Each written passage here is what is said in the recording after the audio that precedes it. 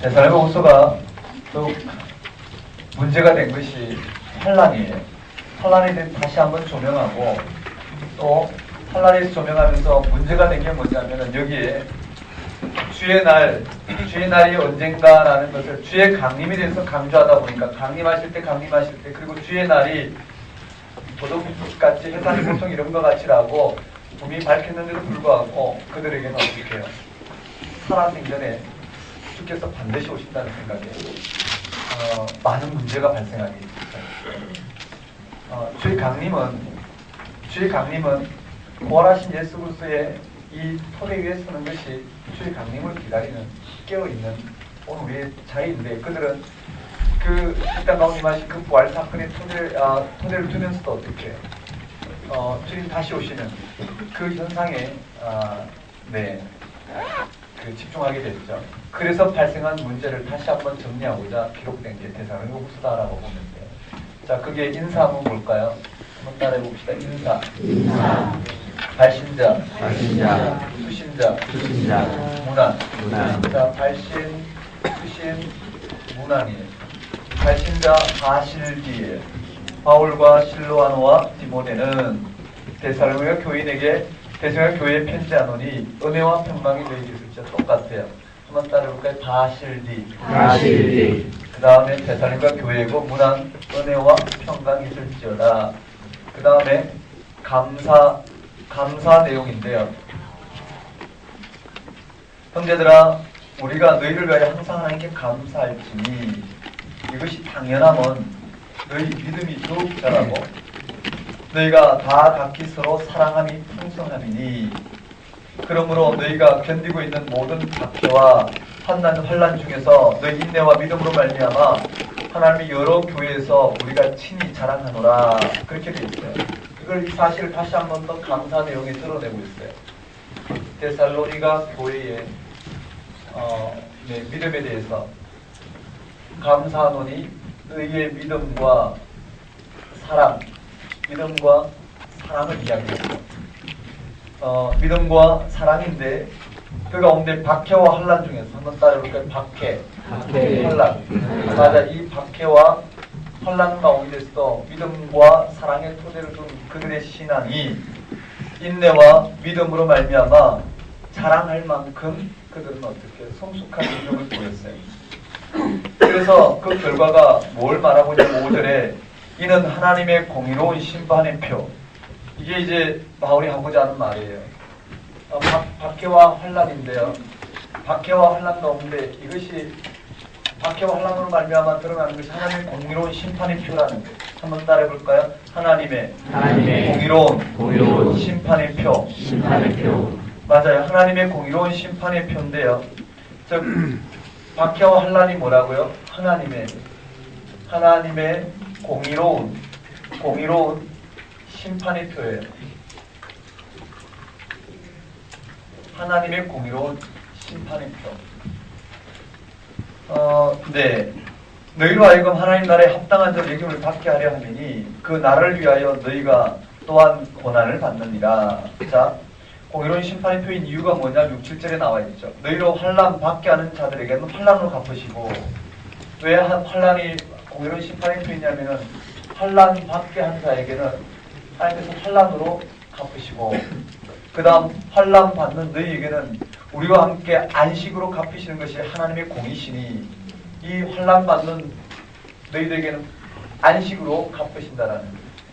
이것이 바로 하나님의 공의로운 심판의 표라는 거예요. 언제 이와 같이 하나님의 공의가 나타났냐면은 주 예수께서 7절의 후반부에 주 예수께서 자기의 능력의 천사들과 함께 하늘로부터 불꽃 가운데 나타나실 때 강림을 말하고 있어요.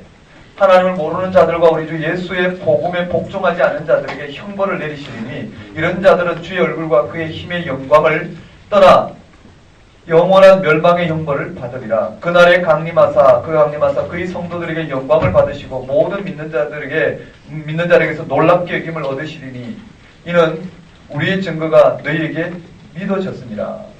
그렇게 되어 있어요. 즉 강림에 대해서 언제요? 환난 받는 자, 환난 받게 하는 자 환난으로, 환난당한 자 안식으로 드러나는 하나님의 공의로운 심판의 표가 언제 그것이 드러나냐면 한번 따라해볼까요? 강림하실 때. 강림하실 때. 맞아요. 그들의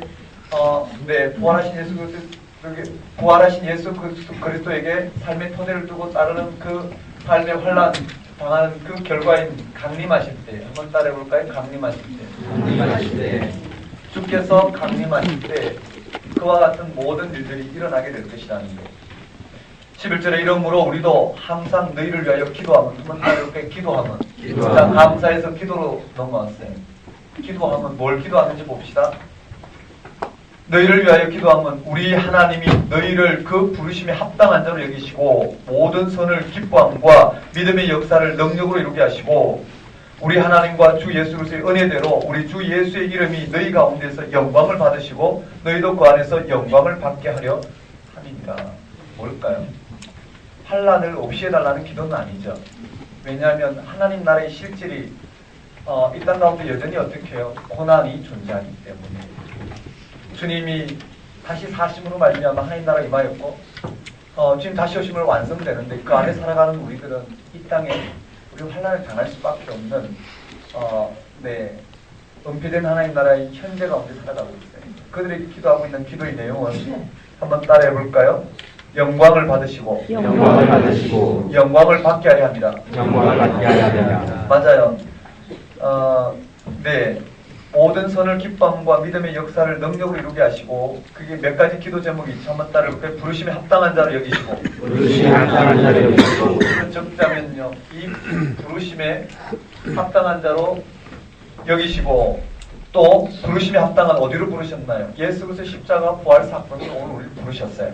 부르심에 합당한 자로 여기시고 선을 기뻐함과 믿음의 역사를 능력으로 이루게 하시고 한번 따라해볼까요? 모든 선을 기뻐함과 믿음의 역사를 믿음의 역사를 능력으로 이루게 하시고 그 다음에 우리 하나님과 주 예수 그리스도의 은혜대로 우리 주 예수 그리스도의 이름이 너희 가운데 영광을 받으시고 한번 따라해볼까요? 우리 주 예수 그리스도의 이름이 영광을 받으시고 맞아요. 우리 주 예수 그리스도의 이름이 영광을 받으신다라는 거예요. 영광을 받으신다는 그의 십자가 부활 사건이 드러나는 사건이죠. 그리고 너희도 그 안에서 영광을 받기를 원하노라. 이 내용을 드러내고 있습니다. 그 다음에 강림하실 때 이런 이 강림이 언제 일어나냐는 가장 핵심이 여기 나와요. 한번 따라해볼까요? 주의 날. 주의 날. 데살로니가 후서면 바로 이 내용이에요. 주의 날. 주의 날. 주의 날이 언제냐라는 거예요. 그래서 여기에서 나오는 주의 날과 조금은요 좀 더 진전되어 있단 말이에요. 데살로니가 후서에 나오는 주의 날은 데살로니가 전서에 나온 주의 날과 조금은 어떻게 진전되어 있어요. 형제들아 우리가 너희로 너희 구하는 것은 우리 주 예수 그리스도의 강림하심과 우리가 그 앞에 모임에 관하여 영어로나 또는 말로나 또는 우리에게 받았다는 편지로나 주의 날이 이렇다고 해서 쉽게 마음이 흔들리거나 두려워하거나 하지 말아야 될 것이다. 한번 따라해볼까요? 쉽게 마음이 흔들리거나 두려워하거나 네, 주의 날이 이르렀다고 쉽게 그렇죠. 마음이 흔들리거나 두려워하지 말라는 거예요. 그럼 어떻게 해야 될까요? 3절에 누가 어떻게 하여도 너희가 미혹되지 말라. 먼저 배교하는 일이 있고 배교가 나온다는 거예요. 한번 따라해볼까요? 배교. 그 다음 불법의 사람 곧 멸망의 아들이 나타나기 전까지 그날이 이르지 아니니. 한번 따라해볼까요? 멸망의 아들. 멸망의 아들인데요. 배교와 멸망의 아들이 나타나기 이르지 아니하리니 그는 대적자라 신이라 불리는 모든 것과 숭배함을 받는 것에 대항하여 그 위에 자기를 높이고 하나님의 성전에 앉아 자기를 하나님이라 내세우느니라. 불법자에 대한 멸망의 아들에 대한 설명이에요. 거기에 5절에 내가 너희와 함께 있을 때 이를 너희에게 말한 것을 기억하지 못하느냐. 너희는 지금 그로 하여금 그의 때에 나타나게 하려 하여 막는 것이 있는 것을 아나니 불법의 비밀이 이미 활동하였으나 지금은 그것을 막는 자가 있어 그 중에 옮겨질 때까지 하리라. 그때 불법한 자가 나타나니 주 예수께서 그 입의 기운으로 그를 죽이시고 강림하여 나타내심으로 패하시리라. 이렇게 돼 있어요. 거기에 4절부터 8절까지는 또 9절에 악한 자의 나타남은 사탄의 활동을 따라 모든 능력과 표적과 거짓 기적과 이런 기적과 불의의 모든 속임으로 멸망하는 자들에게 있으리니 이는 그들이 진리의 사랑을 받지 아니하여 구원함을 받지 못하리라. 이러므로 하나님 미혹의 역사를 그들에게 보이사 거짓 것을 믿게 하시면 진리를 믿지 않고 불의를 좋아하는 모든 자들로 하여금 심판을 받게 하려 하심이라. 이렇게 돼 있어요. 그러니까 4절부터 12절까지 괄호를 써서 4절부터 12절까지는 괄호를 써서 멸망의 아들 거기에 묶어두면 내용은 해결될 것 같아요. 자, 그러므로 뭘 해야 될까요? 쉽게 마음을 흔들지 말고 두려워하지 말라. 반드시 배교하고 이 멸망의 아들이 나타나서 이와 같이 한 일들이 나타날 것이다. 그리고 뭘 해야 될까? 13절에 주께서 사랑하시는 형제들아, 우리가 항상 너희에게 관하여 마땅히 하나님께 감사할 것은 하나님이 처음부터 너희를 택하사 성령의 거룩하게 하심과 진리를 믿음으로 구원을 받게 하심이니 이를 위하여 우리의 복음으로 너희를 부르사 우리 주 예수 그리스도의 영광을 얻게 하려 하심이니라. 맞죠? 영광을 얻게 하려 하심이니라. 그러므로 형제들아, 국군하게서 말로나 우리 편지로 가르침을 받은 전통을 지켜라. 우리 주 예수 그리스도와 우리를 사랑하시고 영원한 위로와 좋은 소망을 은혜로 주신 우리 하나님 아버지께서 너희 마음을 위로하시고 모든 선한 일과 말에 굳건하게 하시기를 원하노라. 이렇게 돼 있어요. 거기에게 고면하는 것이 뭘까요? 한번 따라해볼까요? 굳게 써서. 네, 굳건하게 써서. 말로나 편지로 가르침을 받은 전통을 지켜라.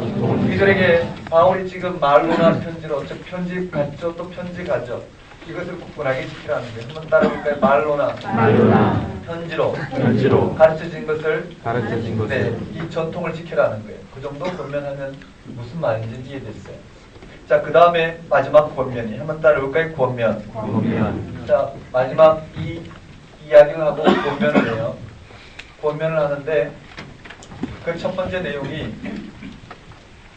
기도 요청을 하는 장면이죠. 끝으로 형제들아, 너희는 우리를 위하여 기도하기를 주의 말씀이 너희 가운데서와 같이 퍼져나가 영광스럽게 되고 또한 우리를 부당하고 악한 사람에서 건지시옵소서 하라. 믿음은 모든 사람의 것이 아니니라.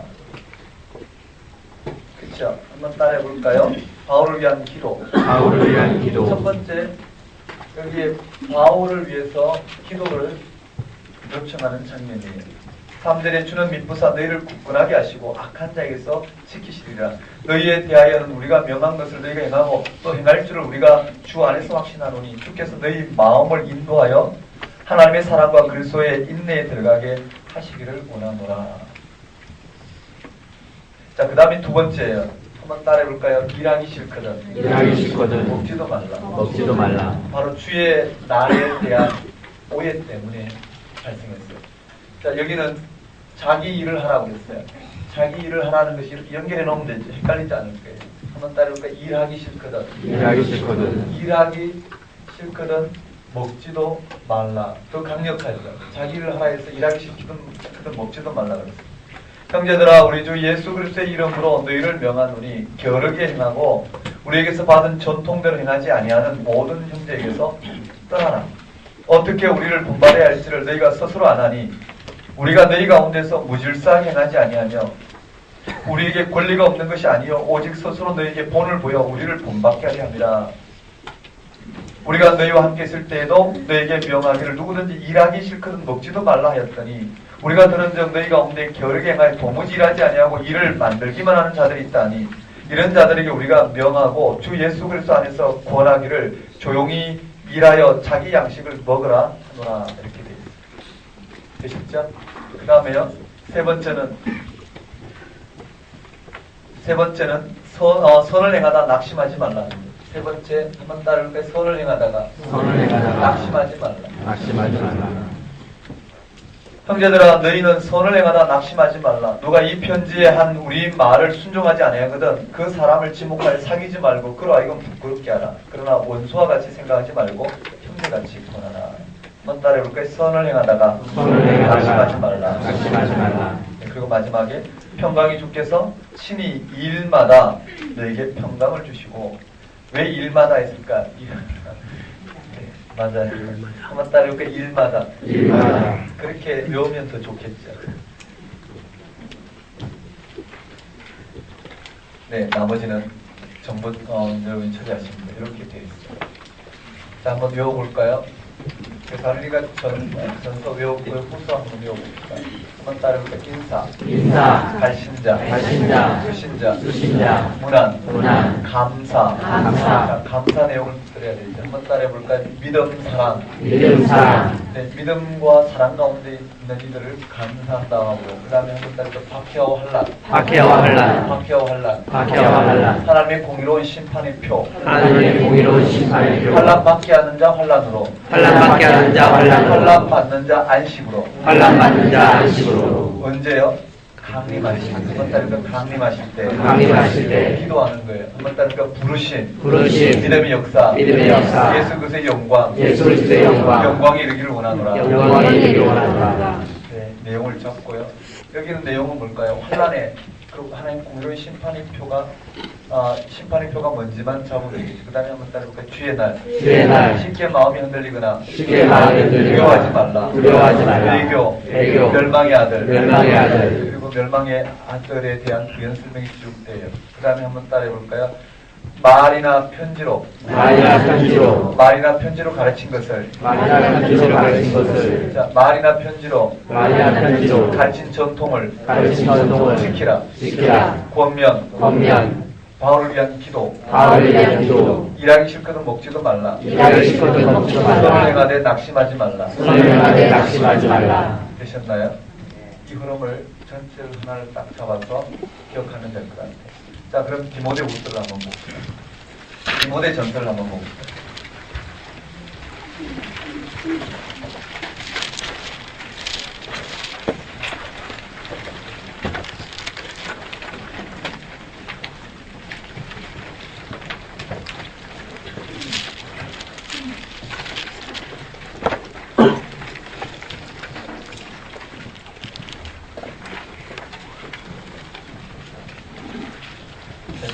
성경을 전체를 드러내려면 많이 읽어야 돼요. 그리고 구석구석 무슨 말씀하시는지가 이렇게 그 의도가 충분히 파악이 돼야지 전체 내용이 드러나겠죠.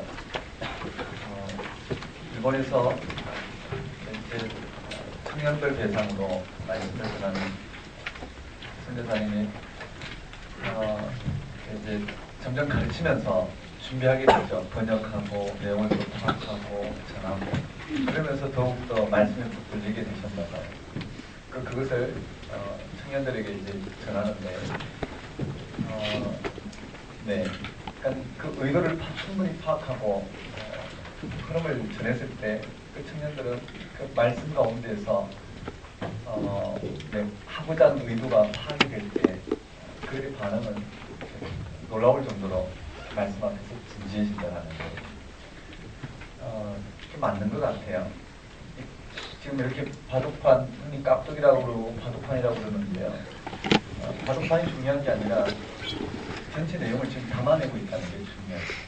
무슨 내용을 말하고 있는지 전체를 이와 같이 오늘 우리가 좀 더 규칙적으로 보기 위해서 지금 1, 2, 3, 4, 5, 6 이 구조적으로 보고 있는데요. 네, 이렇게 무슨 말씀하시는지 전체적으로 본다라는 것이 분별이 된다는 말이죠. 이렇게 몇 번 확인하고 나면 말씀이 무슨 말씀하는지 확인하고 이렇게 읽어 들어가게 되면 오늘 우리가 어디 부딪혀오는 것은 단지 이전에 그저 네, 전체가 무슨 말하는지 파악이 되지 않은 그리고 이 시대에 우리가 주어진 신앙의 틀 가운데 내가 내 신앙을 가지고 성경은 어떻게 해석하지만 읽지만 결국은 성경이 말씀하시는 의도가 아닌 내가 바라보는 신앙의 의도대로 말씀을 적용시키거나 그렇게 바라봤단 말이에요. 이 성경이 뭘 말하는지 기독교 신앙이 부질없었으면 대부분 어떻게 해요? 자유해진다는 거예요. 자유라는 게 방종을 말하는 게 아니라 궁극적인 이 신앙의 토대를 예수 그리스도 십자가 부활 사건의 근원적인 신앙의 토대는 이 자유함을 바꾼다는 거예요. 오늘 우리는 그게 주기보다 뭐를 해야 된다는 생각이 자꾸 있는 거예요. 맞죠? 그렇지만 근원적인 사건이 드러나면 그런 거와 관계없이 이 주도권이 누구 있는지를 알고 무엇을 드러내는지 보는 만큼 어떻게 해요? 우리의 신앙의 토대는 좀 달라지겠죠. 그러기 위해서 이 시대는 좀 적극적으로 성경을 읽어야 되지 않을까. 이런 방법 저런 방법이 아니라 적극적이란 성경이 무슨 말하는 정말 성경이 말하고자 하는 의도가 무엇인지 하나의 방법이 아닌 귀납적 방법 또는 묵상 형식 또는 다양한 반상 또는 성경을 주의해서 분석하듯이 하는 그런 주석과 주의와 이런 설교 형태 모든 것을 넘어서 그런 건 방법론이죠. 그런 것을 통합해서 무슨 말씀하시는지 듣고자 했을 때 그것이 하나의 방법이 되고 도구가 된다는 거예요. 그 어느 한 방법만 가지고 드러내다 보면 그 방법을 익히는데 그 한 방법을 보는 게 좋겠죠. 그렇죠. 그러나 실제적으로는 어떻게 해요? 실제적으로는 무슨 말씀하는지 듣고자 모든 것을 다 동원해야 될 것이에요. 소리내서 읽기도 하고 있어요. 번역이 얼마만큼 잘 되는지 여러 번역본을 통해서 봐야 되겠고요. 단어 하나하나가 우리가 생각하는 단어와 2000년 전에 의도했던 단어의 쓰임새가 다 다를 거라고. 그런 파악은 그냥 어떤 획일적인 한 방법으로는 제한적이지 않을까. 그런데 축구 선수가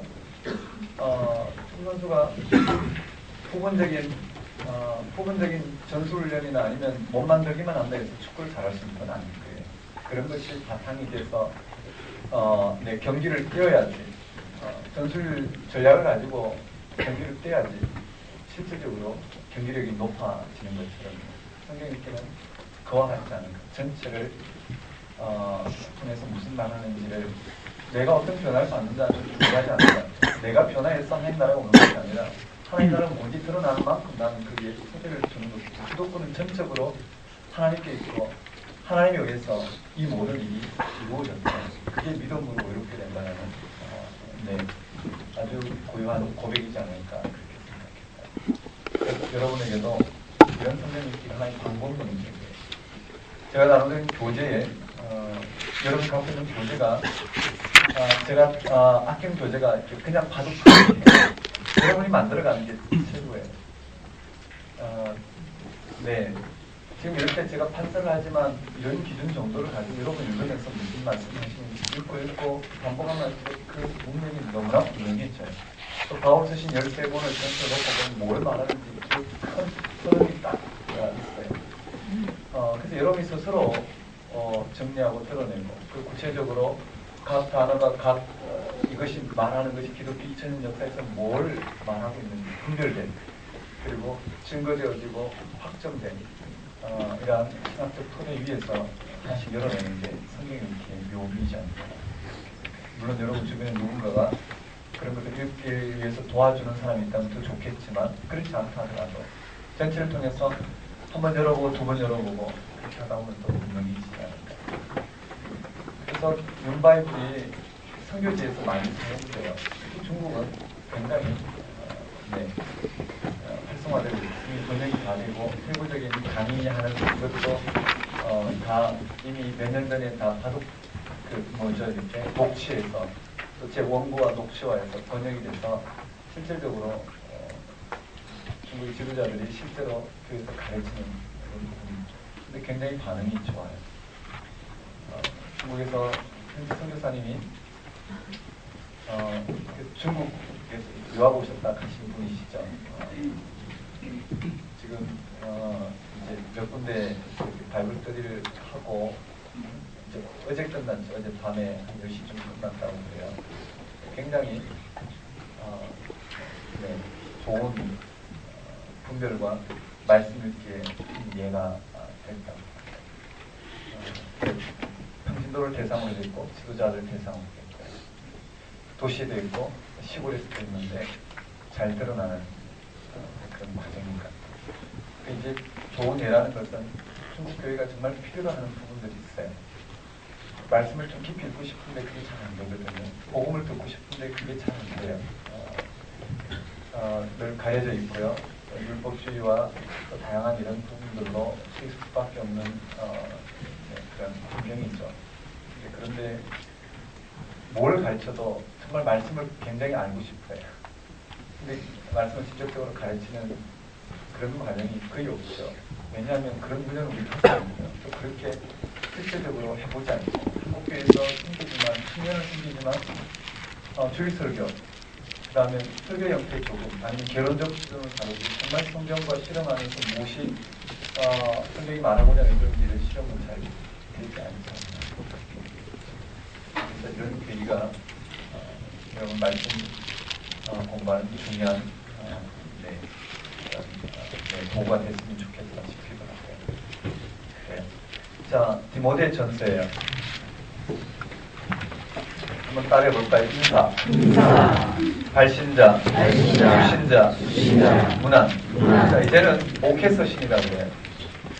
사람에게.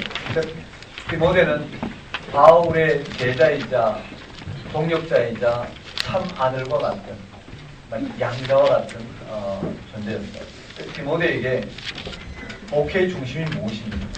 디모데에게 바울과 함께 동역하며 세운 교회에, 특히 에베소 교회에 담임으로 보내면서, 담임인지 아니면 다른 동역의 관계를 갖는지 그냥 우리가 추측해보면 담임으로 보내면서 에베소 교회를 어떻게 세워야 될지, 목회의 중심이 무엇인지 일러주는, 어떻게 목회를 해야 될지, 목회의 중심이 무엇인지 일러주는 말씀이 바로 디모데 전후서예요. 디모데 전서 한번 볼까요? 한번 따라해봅니다. 인사. 자, 인사인데 첫 번째가 발신자, 수신자, 문안이에요. 자, 발신자, 수신자, 문안인데 발신자에 누가 되어 있느냐면은 사도된 바울은, 한번 따라볼까요? 바울은 디모데에게 그게 긍휼이라는 단어가 하나 들어갔어요. 한번 따라볼까요? 은혜와 긍휼과 평강이 있을지어다. 자, 그러면서 감사 내용을 전하기 전에 먼저 뭘 전하냐면, 여러분 한번 따라해볼까요? 디모데야. 자, 여기에 여러분 보셔야 되는데요. 디모데에게 뭘 말하는지, 지금까지 이야기해왔던 이 모든 진리를 들어서 디모데 이야기하는데 우리가 이 문맥을 좀 잘 파악해야 돼요. 한번 따라해볼까요? 디모데야. 여기 디모데야, 에베소에서, 한번 따라해볼까요? 에베소에서. 자, 에베소 마게도냐로 가면서 에베소에 디모데를 남겨둬요. 에베소에서 다른 교훈과 싸우라, 이렇게 정리를 해볼게요. 한번 따라해볼까요? 다른 교훈과. 네, 다른 교훈을 내부를 치셔야 돼요. 에베소에서 다른 교훈과 싸우라. 자, 그렇게 말을 풀어가 볼게요. 자, 디모데 에베소에서 다른 교훈과 싸우라. 그런데요, 그게 다른 교훈이 뭐냐라는 거예요. 다른 교훈이 뭐냐면요, 여기에서 간단한 배경을 설명드리면 지금까지 한 이야기예요. 예수가 그리스도 되시면 뭘까요? 십자가에 달려 죽으시고 부활하심으로 말미암아 그게 우리의 생명이 나타났어요. 부활하셨다는 건 다시 오심을 전제로 부활하신 거예요. 이미 이 예수를 통해서 이 모든 생명이 나타났단 말이에요. 그런데 다른 교훈은 뭐냐면 유대교 율법, 유대교 출신 기독교인들이에요. 이 이방 교회에 예수를 그리스도라 믿지만 여전히 그들에게 문제가 많아요. 여러 가지 교회의 문제가 나타나고, 특히 이와 같이 환난과 핍박과 고난 가운데 있는 이들, 특히 어떻게 예수 그리스도를 믿음으로 말미암아 여전히 환난 가운데 있는 이들을 향하여 뭘 가르치냐면, 예수가 그리스도 되시는데도 왜 너희가 하나님 복을 받지 못하느냐면, 고난 가운데 있느냐면 너희가 율법을 지키지 않아서 그렇다. 율법을 지키면 너희에게 하나님 의롭다 하시고 그걸 통해서 너희에게 이 땅에 하나님 복을 주실 것이다. 얼마나 솔직해요. 그냥 우리가 생각하는 맞는 것 같아요. 우리 하나님이시면 당신의 자녀들에게 이 땅에 어려움 없이 복을 주시면 좋겠는데, 맞죠? 그런데요, 바울은 그렇지 않단 말이에요. 바울은 절대 그것을 용납할 수 없어요. 왜냐하면 공개적으로 하는 게 아니라 거기에 미혹돼서 예수 그리스도를 통해서 일어나는 하나님 나라를 떠난단 말이에요. 우리의 생명은 우리에게 있는 게 아니라, 그런 방식으로 드러나면 우리에게 있는 게 아니라, 우리의 생명은 하나님 예수를 통해 드러내신 그 당신의 생명 주심에 있어요. 즉 예수 그리스도의 십자가의 죽음이 뭘 말하냐, 부활하고 재림이 뭘 말하느냐, 그게 하나님 나라가 이루어졌단 말이에요. 이해되시나요? 우리가 하나님 나라를 끌어내는 게 아니라, 성경에 보면 예수가 왜 그리스도가 되시냐가 문제. 오늘 이 시대 신앙이 이와 같이 분별이 되지 않는 이유는 예수가 왜 그리스도가 되시는지에 대한 성서적인 토대가 없기 때문에 오늘 우리는 지금도 어떻게 해요? 우리가 원하는 방식의 그리스도와 하나님 나라를 꿈꾸고 있다고. 그것이 생명이, 그것이 나타나야지 오늘 우리가 행복하다고 생각하고, 그것이 나타나야지 우리에게 하나님 통치가 일어나고 하나님 뜻이 이루어진다고 생각해요. 우리가 뭐가 이루어지는 것을 통해 하나님 뜻이 이루어진다고 하지만 그렇지 않아요. 하나님은 우리와 무관하게 우리를 위해서 우리에 필요한 모든 생명의 사건, 구원의 사건 당신이 다 이루어 놓으셨단 말이에요. 맞나요? 부활 사건도 그렇고 다시 오심도 그렇고 우리가 하나님 나라를 앞당길 수 있는 건 없어요. 하나님이 전적인 배타적인 사건이에요. 다시 정리하면요. 다시 정리해보면 성경은 예수 그리스도의 십자가 부활과 재림을 통해서 하나님 나라가 이 땅 가운데 이루어졌다는 걸 지금 이야기하고 있어요. 이해되시죠? 그래서 예수가 왜 그리스도가 되시느냐? 우린 고난의 실제를 우린 받아들여야 된다는 말이에요. 그렇지만 뭐와 같을까요? 오늘 우리는 이런 질문을 해요. 왜 고난이 있느냐? 왜 예수가 그리스도인데 우리는 여전히 이와 같은 차별과 차이 가운데 살아가느냐? 왜 오늘 우리는 이런 현실 가운데 살아가느냐? 모든 질문이 가능해요. 그 질문에 대한 해답이 주어졌어요. 뭘로 주어졌느냐 하면은요. 예수 그리스도의 부활과 재림을 통해서 주어졌단 말이에요. 즉, 다시 표현해보면 우리는 애벌레와 나비의 차이라고 볼까요? 우리가 애벌레로 살아가는데요. 애벌레로서의 삶의 차이가 있단 말이에요. 나는 왜 이렇게 털 많은 애벌레로 태어났는지, 나는 왜 이렇게 길이가 짧은 애벌레로 태어났는지, 나는 왜 주름 많은 애벌레인지, 나는 왜 이런 내 장애를 갖고 있는 애벌레인지, 나는 왜 이와 같은 삶의 애벌레인지, 모든 오늘 우리의 애벌레로서 현존하고 있는 우리의 삶을 이야기할 수 있어요. 왜 이런 상황이 펼쳐졌는지. 그런데 거기에 대한 해답을 뭘로 주셨느냐면은 애벌레가 애벌레로 끝나는 게 아니고 뭘로 된다면 나비로 된다는 거예요. 나비가 우리의 정체성이에요. 이해되시죠? 나비가 우리의 정체성이에요. 그래서 나비가 됨으로 모든 애벌레의 차이가 극복이 되는 거예요. 그러니까 나비가 되는 그 생명의 정체성 안에서 우리를 바라봤을 때 우리의 모든 차이는 어떻게 해요? 극복이 될 수 있는 거예요. 우리의 죄로 말미암아 발생된 하나님을 떠남으로 발생한 이 땅의 모든 문제가 오늘 우리의 이 역사 안에 존재한 우리들이 이 역사 안에 벌어진 모든 일을 원인과 결과를 파악할 수 없을 것이에요. 그것은 하나님을 떠난 우리의 실존이에요. 하지만 하나님을 떠난 우리의 실존은 뭐를요?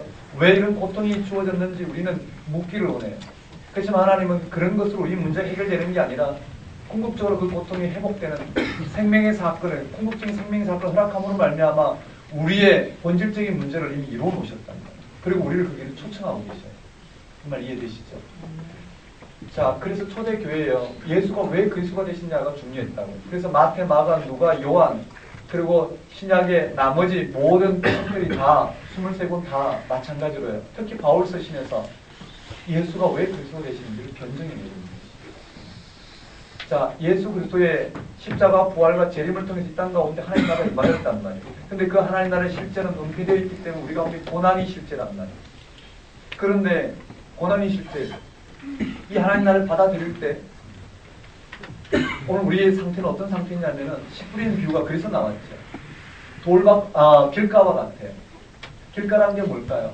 유대교 출신들은 어떻게 그리스도를 표상하고 있었고 그리스도를 통해 이루어질 하나님 나라를 그들이 원하는 하나님 나라가 있었어요. 그런데 예수 그리스도의 십자가 부활과 재림을 통해서 이루어진 하나님 나라와 그들이 표상하는 하나님 나라는 전혀 다르거든요. 그러니 어떻게 예수 그리스도를 받아들이는 것이 하나님 나라인데 그걸 받아들이지 못하고 그들이 원하는 하나님 나라가 있었기 때문에요.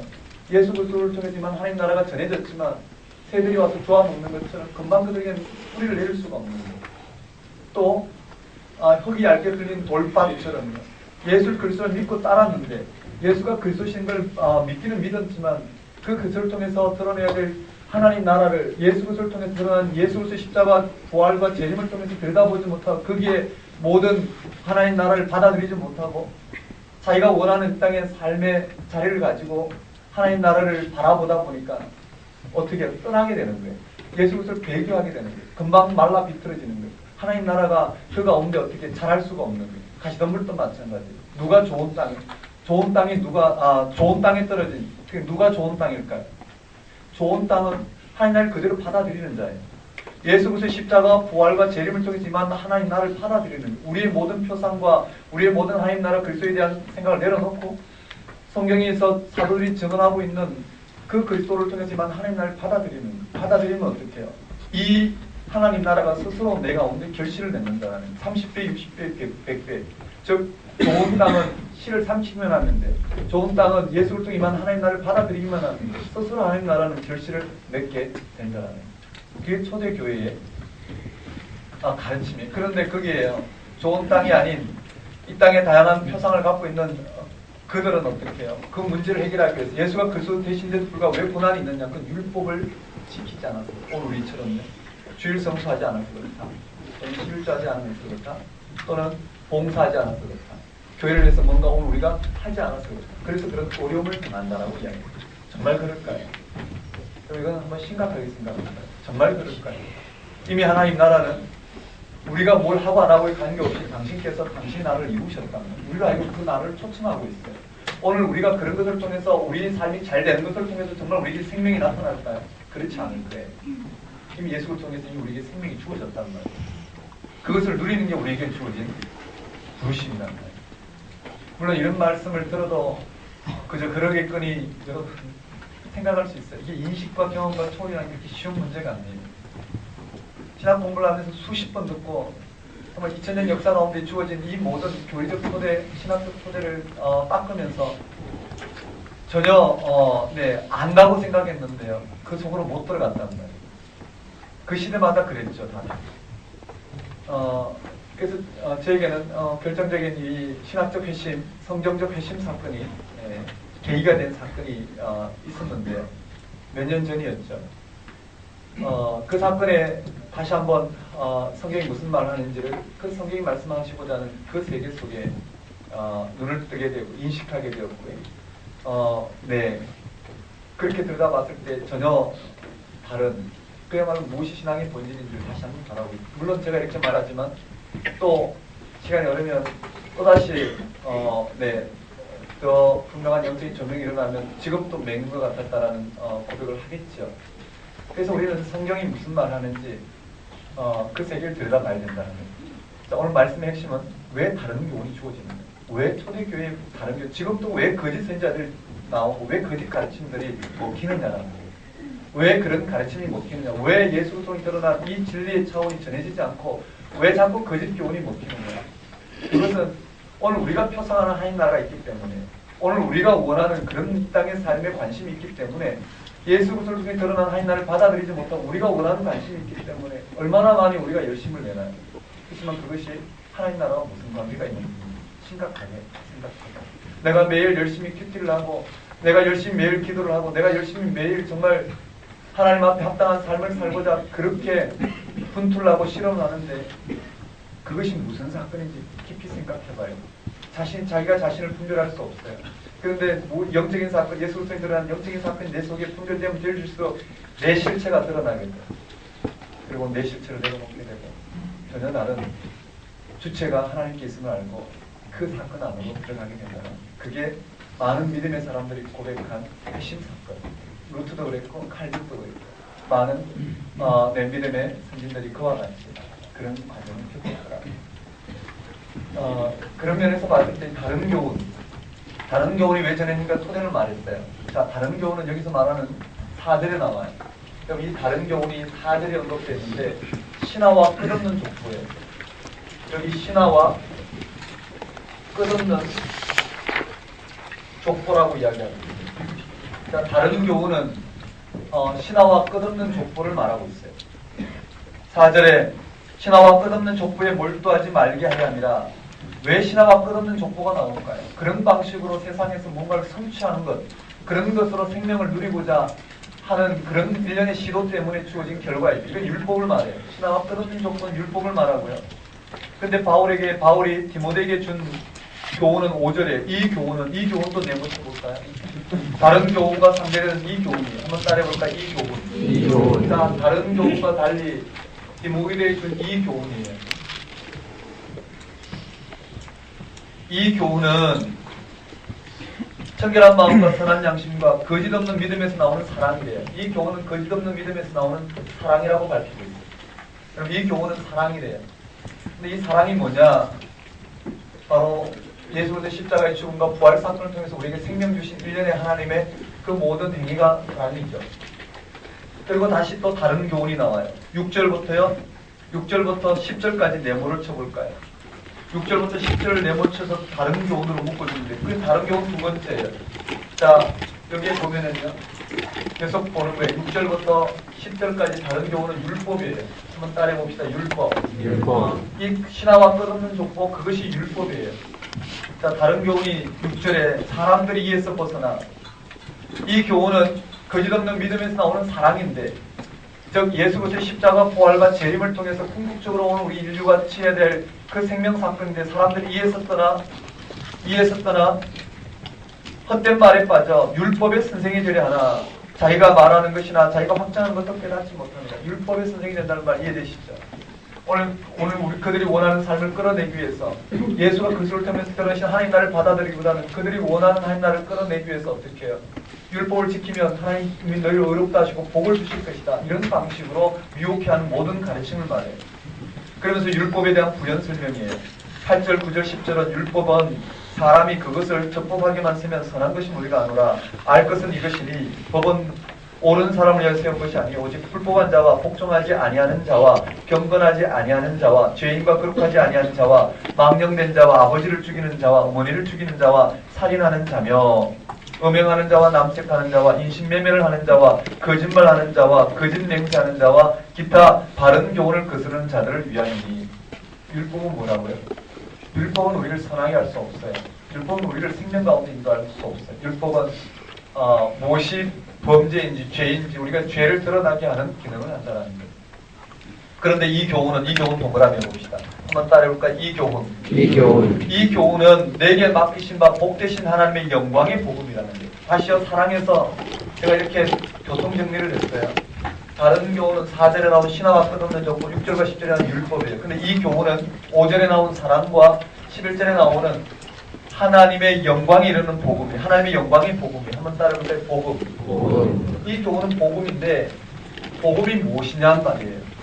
이 복음이 무엇인지를, 즉 바울이 말하고 있는 이 교훈, 이 사랑, 이 복음이 무엇인지 바울이 12절부터 17절까지 언급하고 있다는 말이에요.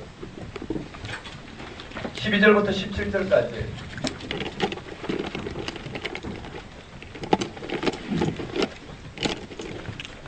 12절부터 17절까지가 바로 이 복음의 핵심이에요.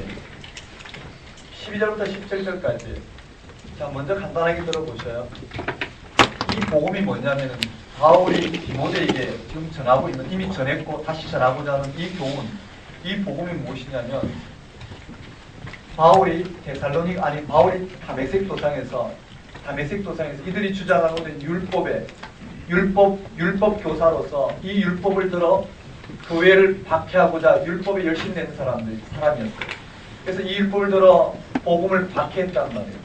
박해할 때 하나님은 긍휼히 여기셔서 그를 만나주셔서 오히려 그를 어떻게 해요?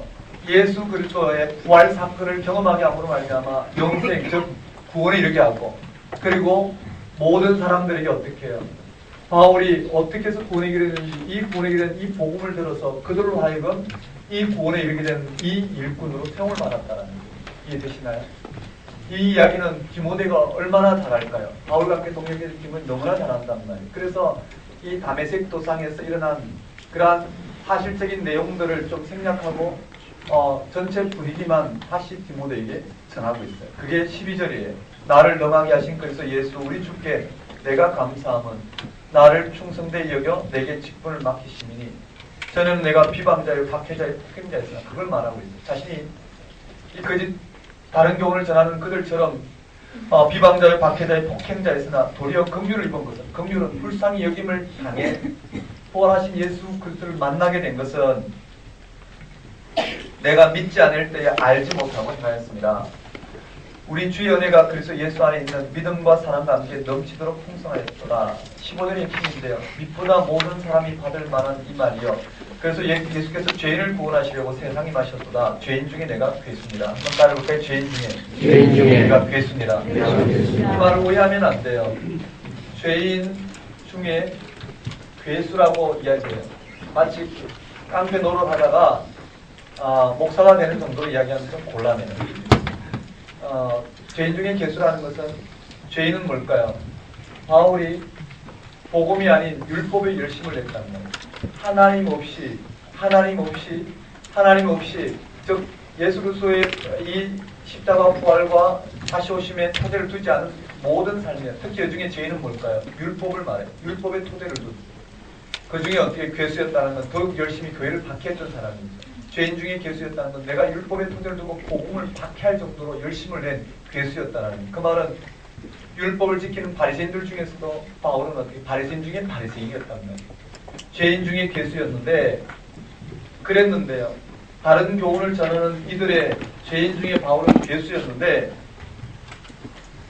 16절에 그러나 내가 긍휼을 입은 까닭은 그것으로 율법을 통해서 의롭게 된 게 아니라 100% 하나님의 은혜로 말미암아 바울이 예수 그리스도를 알게 되었죠. 구원에 이르게 되었어요. 은혜를 입은 까닭은 예수 그리스도께서 내게 먼저 일체 오래 참으실 보이사 후에 주를 믿어 영생 얻는 자들에게 본이 되게 하였습니다. 이것이 핵심이에요. 한번 따라해볼까요? 영생 얻는 자의 본. 맞아요. 여기에 영생 얻는 자의 본이 되게 하신다는 거예요. 무슨 말일까요? 죄인 중에 괴수였던 그를 하나님께서 긍휼히 여기셔서 부활하신 예수 그리스도를 통해서 그를 어떻게 해요? 이 은혜 가운데 들이신 것은 무엇으로 영생을 얻는지에 대한 본이 되게 하셨다는 거예요. 율법이 아니라 뭘로요? 부활하신 예수 그리스도를 믿음으로 말미암은 본. 믿는다는 말은 이미 하나님께서 예수 그리스도를 통해서 이 땅 가운데 우리에게 나타날 그 구원을 이루셨다는 거예요. 율법은 오늘 우리가 뭘 함으로 말미암아 이루고 있다라는 거예요. 이미 예수 그리스도 십자가 부활 사건을 통해서 당신이 나라를 이미 이루셨어요. 우리가 하여금 그것을 받아들이는 그것이 바로 믿음으로 이렇게 되는 것이요, 긍휼을 입은 것이요, 오늘 우리에게 나타난 하나님의 은혜의 사건입니다. 그것을 바울은 여기 이야기하고 있습니다. 영생 얻을 자의 본이 되게 하시려 함이라. 그리고 17절이 여러분 색칠을 했으면 좋겠어요. 17절이 바로 우리의 영생이 무엇인지를 설명하고 있어요. 영생이 뭐냐면 17절에 나타나 있어요. 17절이 성령인데 영원하신 왕 썩지 아니하고 보이지 아니하고 홀로 하나이신 하나님께 존귀와 영광이 영원 봉토록 있을지어다. 존귀와 영광이라고 그랬어요. 여러분 존귀와 영광이 뭘까요? 이게 핵심이란 말이에요. 우리 신앙의 결정판은 여기 있어요. 생명을 얻도록 하신 부활 사건이 주님 다시 오심으로 완성이 되죠.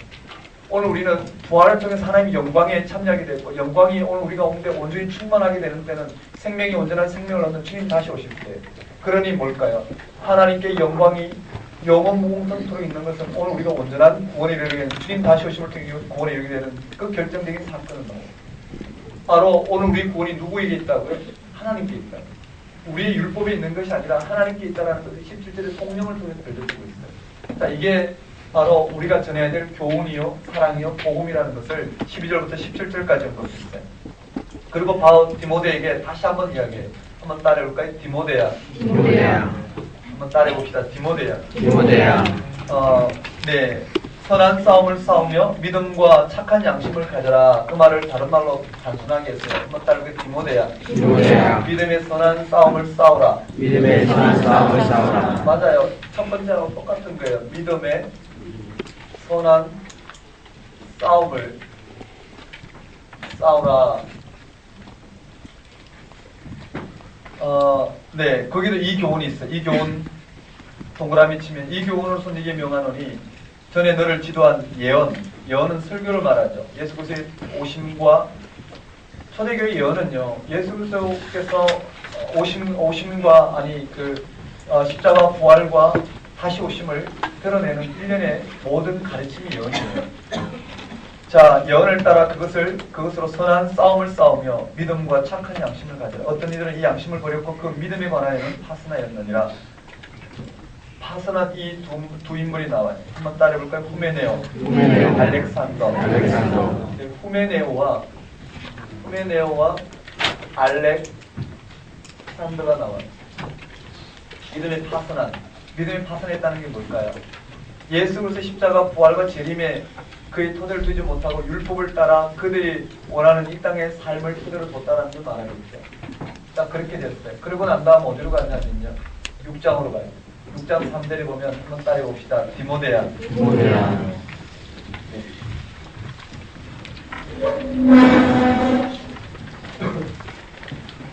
따라 해볼까요? 디모데야, 믿음의 선한 싸움을 싸워라. 맞아요. 디모데야 믿음의 선한 싸움을 싸우라가 핵심이에요. 자, 뭘 말하는지 봅시다. 40도 6장에 보면 누구든지 다른 교훈을 하며 한번 따라해볼까요? 다른 교훈. 자, 1장에 나온 다른 교훈을 가져오면 되죠. 한번 따라해볼까요? 다른 교훈. 여기 다른 교훈이라고 그랬어요. 누구든지 다른 교훈을 하며, 맞죠? 누구든지 다른 교훈을 가르치며 또 바른 말을 하지 않으면, 바른 말이라 했는데 이 바른 말이 뭐냐면 바른 말, 즉 예수 그리스도의 말씀이라고 그랬어요. 바른 말, 예수 그리스도의 말씀이란 십자가와 부활과 재림을 통해서만 하나님 나라를 가르치죠. 바른 말과 여기 경건이 나온단 말이에요. 경건을 따르지 아니하면, 여기 잘 들으셔야 되는데요. 여기 다른 교훈이라고 그랬어요. 왜 다른 교훈을 말하고 바른 말, 즉 예수 그리스도의 말씀과 경건, 이 경건 또 오해가 없어야 되는데요. 경건을 따르지 아니하느냐? 그 이유가 5절인가요? 그 이유가 5절에 나와요. 이유가 무엇이냐면은 경건을 뭘로 생각하냐면은 이익의 방도로 생각합니다. 한번 따라볼까요? 이익의 방도. 즉 이렇게 돼요. 다른 교훈을 말하며 바른 말을 따르지 아니하고 오히려 경건을 이익의 방도로 생각하는 이유가 무엇이냐라는 거예요. 즉 다른 교훈을 말하고 바른 말을 따르지 아니하는, 즉 예수 그리스도의 십자가와 부활과 재림을 따르지 아니하고 또 이 경건을 따르지 아니하고 오히려 이 경건을 이익의 방도로 생각하는 이유가 무엇이냐라는 거예요. 이해되시겠어요? 그 이유가 6절에 나와 있어요. 6절에 보면 자족하는 마음이에요. 한번 따라해 봅시다. 자족하는 마음. 자, 여기에 자족하는 마음이 나오는데요. 무엇이 자족하는 마음인가 많이 풀지만 전체에서 생각해야 돼요. 자족하는 마음은 여기서 자족하는 마음이란 실제로 보면 이렇게 되어 있어요. 7절 8절 한번 읽어봅시다. 같이 한번 읽어봅시다. 시작. 세상에 아무것도 가지고 것이 없음에 또한 아무것도 가지고 가지 못하리니 우리가 먹을 것과 입을 것이 있은즉 부족한 줄로 알 것이니라. 그거예요. 자족하는 마음이 있으면 경건은 큰 이익이 되느니라. 다시 말씀드리면 자족한 마음은 바로 바른 교훈을 따르고 하나님 말씀을 지키고 경건할 수 있는 토대라는 것을 말하고 있는데요. 자족하는 마음이 있으면 경건은 큰 이익이 된다는 건 자족하는 마음이 바로 경건한 삶의 토대가 된다라고 봐야 되겠죠. 근데 이 자족함인 마음이 뭔지 6절 7절에 나와 있단 말이에요. 뭘까? 이 땅의 삶을 상대화시키는 거예요. 이해되시죠? 거기 보시면 이렇게 되어 있어요. 우리가 세상에 아무것도 가지고 온 것이 없음에 또한 아무것도 가지고 가지 못하리니 우리가 먹을 것과 입을 것이 있은즉 족한 줄로 알 것이다. 무슨 말일까요? 오늘 우리가 율법을 지킴으로까지 그렇게 움켜잡으려고 했던 이 땅의 이 삶이 오늘 우리의 생명을 보장하는 게 아니라 예수 그리스도 십자가 부활 사건을 통해서 드러난 그것만이 우리의 생명을 보장하는 것이다. 그런데 그게 눈을 뜨지 못하고 여전히 율법에서 우리에게 말하고 있는 이 땅의 삶의 토대를 두고 그런 삶을 붙들려고 하는 만큼 어떻게 해요? 우리 예수 그리스도를 따를 수 없고 결국은 십자가에 못 박힌 세상을 다시 끌어내어 오늘 예수 그리스도 이름으로 즉 이익의 방도로 쓴단 말이에요. 우리의 삶을 끌어내기 위해서 예수 그리스도를 믿는 믿음의 행위를 가지고 우리는 우리의 삶을 끌어내기 위한 이익의 방도로 사용하게 된다는 거예요. 즉 여기에 경건이 무엇이냐면은 이 경건은 3장 16절에 잘 나타나 있어요. 무엇이 경건일까요? 3장 16절 크도다 경건의 비밀이여 그렇지 않다는 이 없도다. 그는 육신으로 나타난 바 되시고 영으로 의롭다 하심을 받으시고 천사들에게 보이시고 만국에 전파되시고 세상에서 믿음 받으시고 영광 가운데 올리셨느니라. 경건이 뭘까요? 예수 그리스도의 죽으심과 살아나신 다시 오심이 바로 경건이에요. 그 말은요, 무엇이 경건일까요?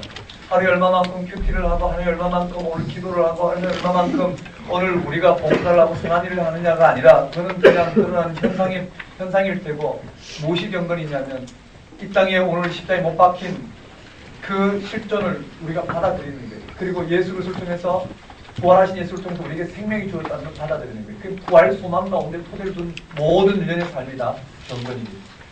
맞나요? 맞잖아요. 그렇죠? 경건이란 오늘 우리가 보통 사경을 하면 경건이 나와요. 첫째, 하루에 4시간 이상씩 자지 않고, 둘째, 운동을 얼마만큼 하고, 셋째, 의학 공부는 반드시 조금씩, 아니, 매일 평소에 할 거고, 넷째, 히브리어나 헬라어로 말씀을 읽으면서 좀 더, 경건한 삶을 살고, 또 다양한 이런 기준을 제시한다고 할 수 있어요. 이것은 어떻게 해요? 그냥 상식이에요. 그냥 이걸 한다 해서 경건해지는 것은 아닐 거예요. 경건이란 뭘까요? 율법적 기준이 아닌 복음적 기준에서 다시 한번 여기는 뭘까요? 유대교 율법적 토대 아래에서 행하던 종교적 행위를 예수 그리스도의 복음, 즉 예수 그리스도의 십자가 부활과 재림의 토대를 둔 오늘 우리들에게 무엇이 신앙이고 무엇이 오늘 우리에게 본질인지를 지금 가르쳐주고 있다. 그게 경건은 유대교적 경건이 아니라 오늘 기독교적 경건이 된다는 거죠. 그것은 바로 예수 그리스도의 십자가 부활과 재림의 일치한 삶을 토대를 두는 것이 경건이에요. 그런데 그들이 다른 교훈을 말하면 이 경건을 이익의 방도로 사용하는 이유는 자족하는 마음이 없다는 거예요. 다시 말씀드리면 여전히 이 땅에 삶의 토대를 두고 있는 삶이에요. 그것을 뭐라고 이야기하면 바로 밑에요. 8절에 보면 부하려는 자라고 그랬어요. 한번 따라해 볼까요? 부하려는 자. 구절이거든요. 부하려는 자요. 부하려는 자는 부자가 되고자 하는 말을 말하는 게 아니에요. 여기 8절에 부하려는 자. 한번 따라해볼까요? 부하려는 자. 부하려는 자는 부자가 되고자 하는 게 아니라 이 땅의 삶의 토대를 두고 이 부라는 것을 좀 잘 생각해야 돼요.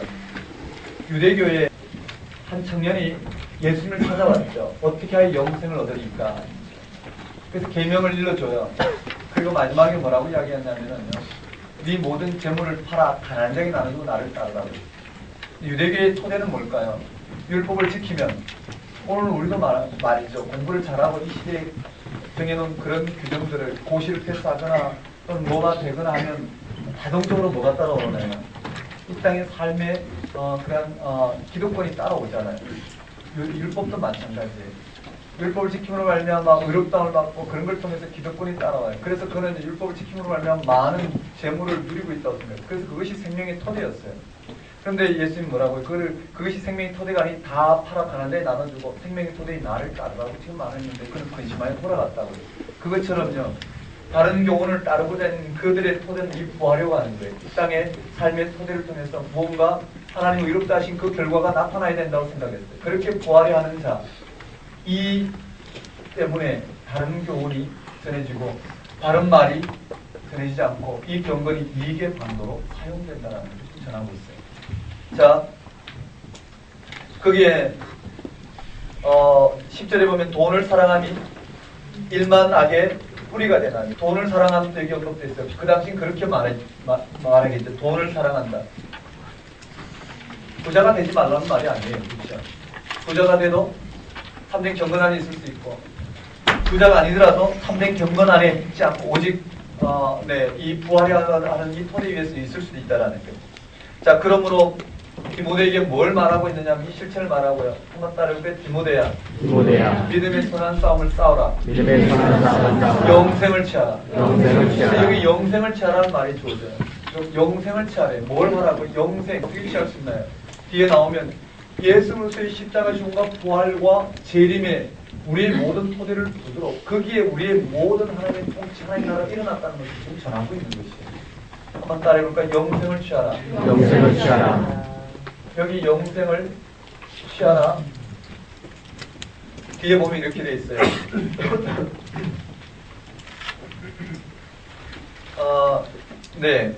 이를 위하여 네가 부르심을 받았대. 우리 부르심은 바로 여기 있죠. 우리의 부르심은 여기 있어요. 그렇죠? 어디에요? 영생을 취하는데 예수 그리스도의 십자가 부활과 재림에 우리의 모든 삶을 일치시키는 여기에 우리의 부르심이 있다는 거예요.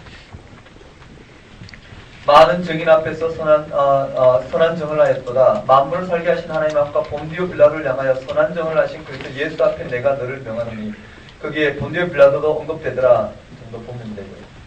그 다음에 14절에 우리 주 예수 그리스도께서 나타나실 때 흠도 없고 책망받을 수 없이 이 명령을 지키라. 자, 기약이 이르면 핵심이 그거예요. 14절에 우리 주 예수 그리스도께서 나타나실 때까지 부활의 토대를 둘 때 가능하죠.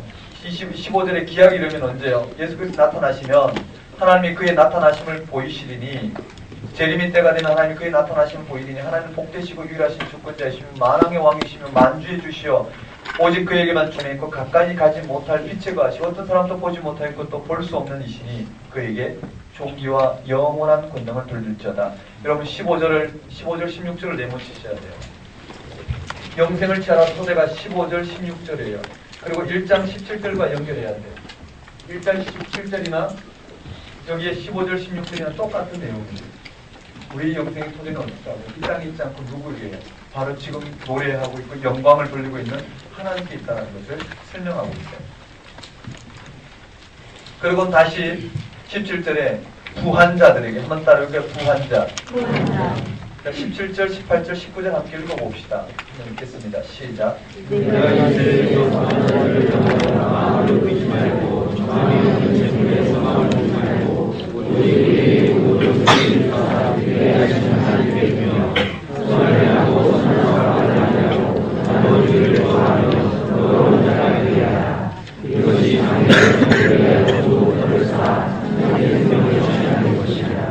그러니까 핵심은 뭘까요? 영생을 취하라. 부자들에게 재물의 소망을 두지 말고 어디에 소망을 두라고요? 생명에. 재물의 소망을 두지 말고 참된 내 생명에 소망을 두라 고면하는 것으로 끝나요. 자, 그 다음에 2장부터 5장까지는 실질적인 어떻게 해요? 목회적 권면이에요. 2장부터 5장까지는 실질적인 목회적 권면이에요. 한번 따라해볼까요? 기도에 대해서요. 지금까지 기도는 유대교적 기도였겠죠. 디모데에게 에베소에서 이런 다른 교훈이 전해지는 이 에베소 교회의 기도를 어떻게 하라, 기도에 대한 내용을 가르쳐주고 있습니다. 그 다음에 한번 따라해볼까요? 직분. 자, 직분에 대한 내용이고요. 그 다음에 여기는요, 거짓 선지자들의 가르침에 대해서 어떻게 할 것인지에 한번 따라 거짓 선지자. 다른 교훈을 전하는 이 거짓 선지자들의 가르침을 어떻게 극복할 것인지를, 그들의 가르침의 논리들을 어떻게 극복할 것인지를 이렇게 이야기하고 있어요. 그 다음에 5장에는 성도들을 대하는 태도, 이번 달에 성도를 대하는 태도. 이번에 이렇게만 볼 거예요. 내용이 뭔지는 우리가 나중에 비교하면서 볼 거예요. 한번 따라해볼까요? 기도, 직분, 그 다음에 거짓 선지자, 성도, 다시요, 기도, 직분, 거짓 선지자, 성도, 기도, 직분, 거짓 선지자, 성도. 이렇게 되었어요. 이게 디모데 전서입니다. 되셨나요? 이것도 우리가 분별해야 되겠죠. 여자는 교회에서 잠잠하라, 가르치지 말라, 무슨 말을 하는지 이것도 우리가 들여다봐야 되겠죠.